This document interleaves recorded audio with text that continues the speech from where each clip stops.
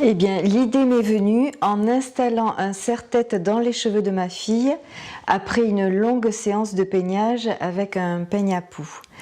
Et j'ai réalisé, en installant ce serre-tête, que je venais de reproduire en un seul mouvement les dizaines de gestes que j'avais réalisés avec mon petit peigne à poux. En général, on a l'habitude de procéder à une recherche de poux ou de lente quand l'enfant commence à se gratter.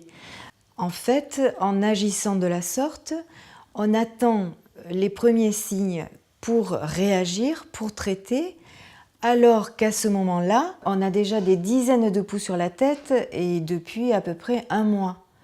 Alors qu'on devrait agir avant et plutôt que d'appliquer un traitement après quand c'est trop tard et qu'on est infesté.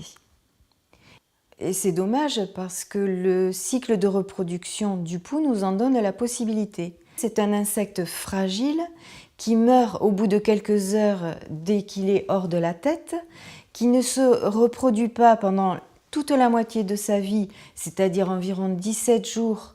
Et si on ne l'enlève pas pendant ce laps de temps, à ce moment-là, effectivement, la tête sera infestée.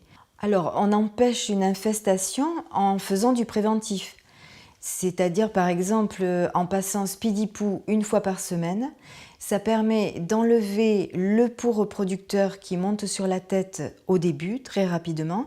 Donc, ça interrompt la ponte immédiatement. Et également, s'il y a des lentes et des nymphes, ça permet de les enlever avant qu'elles n'atteignent l'âge adulte et qu'elles puissent à leur tour se reproduire. Voilà. Speedy Poo est un traitement totalement naturel qui demande juste un peu de rigueur pour être utilisé au moins une fois par semaine. Et ce geste tout simple permettra d'éviter l'infestation par les poux. Et après tout, c'est vrai qu'on se brosse bien les dents pour éviter d'avoir des caries. Et bien maintenant, il faudra se passer Speedy Poo pour ne plus avoir d'infestation par les poux.